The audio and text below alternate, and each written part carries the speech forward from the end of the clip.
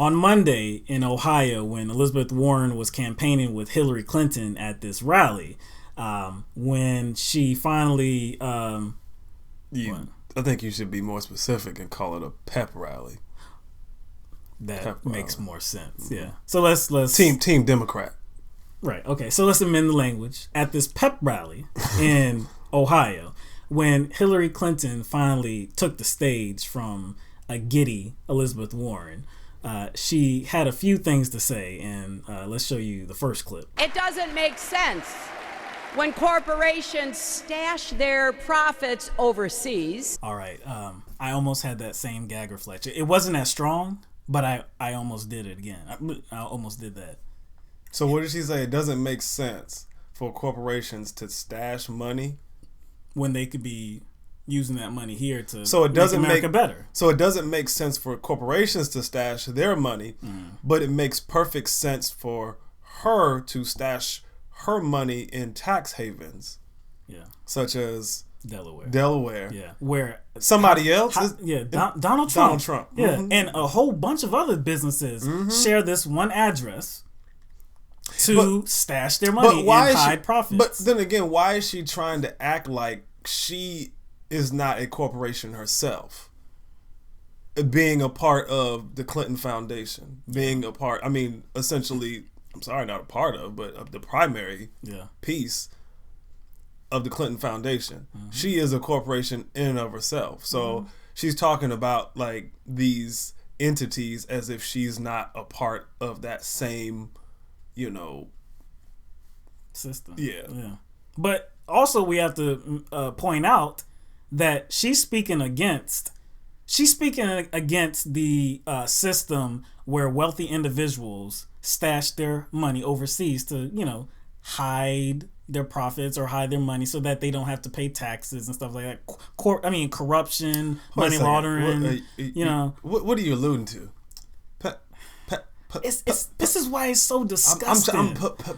The Panama trade agreement. Okay. You remember that thing when she was Secretary of State and her and President Obama lobbied and pushed this thing through Congress? This was originally stalled under George Bush, but when Obama came in office, she helped to push this through. And what did it lead to? The exact thing that now she's saying that she's against.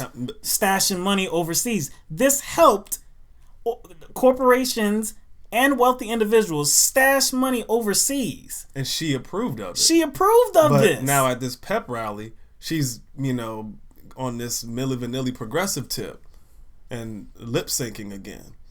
That's why it's so, it's like going into a speech, right? Where you're already given the news that, look, before you go in and sit down and hear this individual talk, they're going to lie, okay?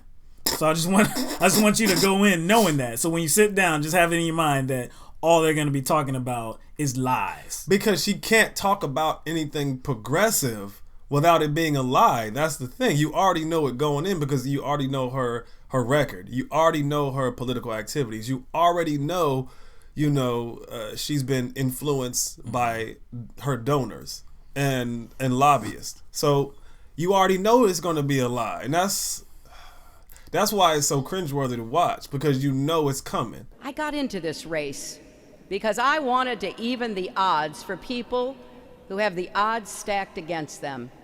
And this is not a time for half measures.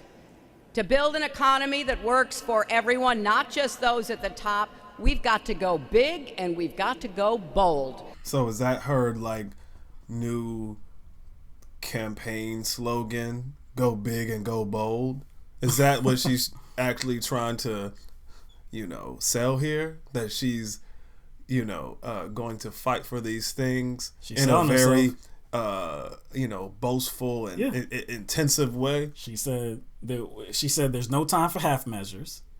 So that sounds like she's campaigning against incrementalism and that she is really on the side of progressivism, right? But what did she say about universal health care? She said that it would never come to pass. But why? Some theoretical idea. Because it would lead to a contentious debate, right? Right. So now she's gonna do the opposite of that, right, and be bold, right?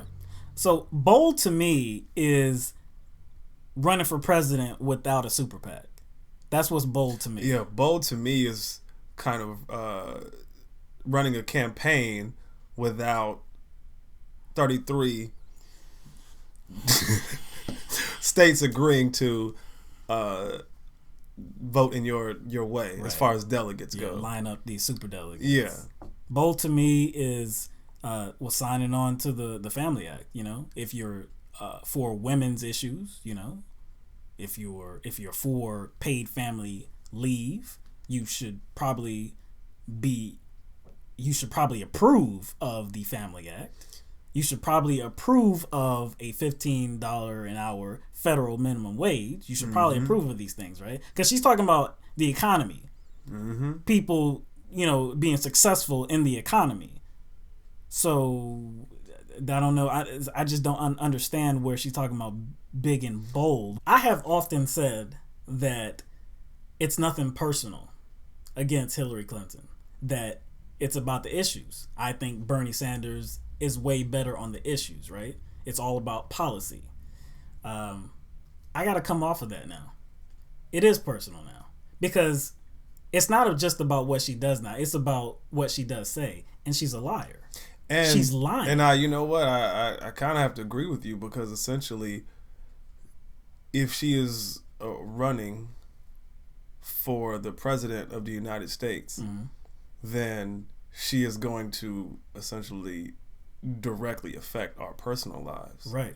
So yes, it is personal. Like, this is a person that I don't like now. I mean, like, I don't like her as a person, because it's not about even if she was a Republican, which, whoa, I said even if, that's funny, but even if it was somebody else, they're a Republican, and we're arguing over a particular issue. I don't think you're right, but I think I'm right. Okay, we just differ on this issue.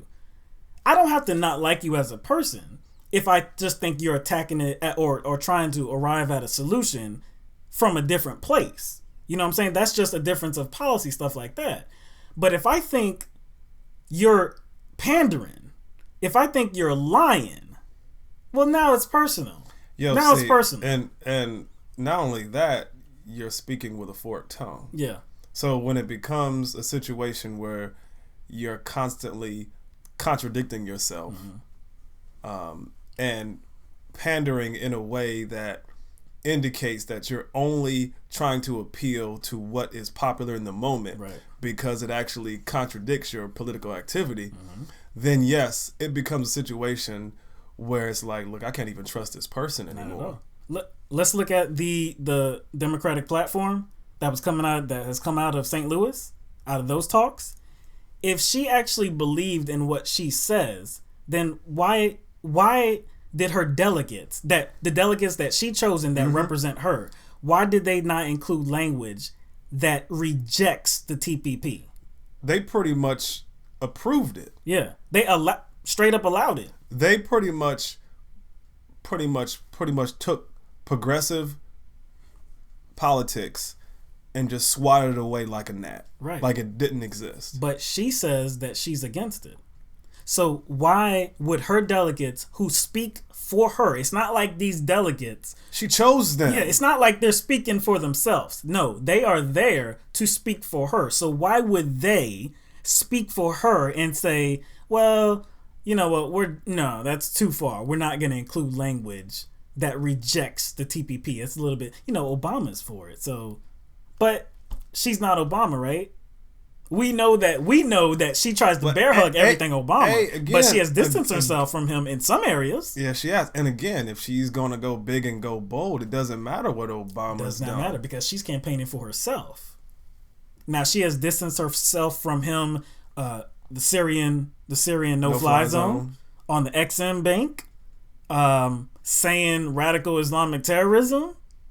But on this issue, the TPP, an issue that she used to be for some reason now that she says that she's against it, she doesn't want to oppose Obama. That's a horrible excuse. Nah, man, it's a lie. It's a horrible excuse because she understands that there's a big base that still supports Obama.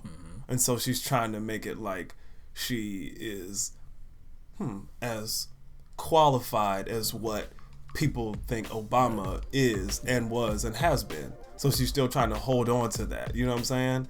She's a straight up liar.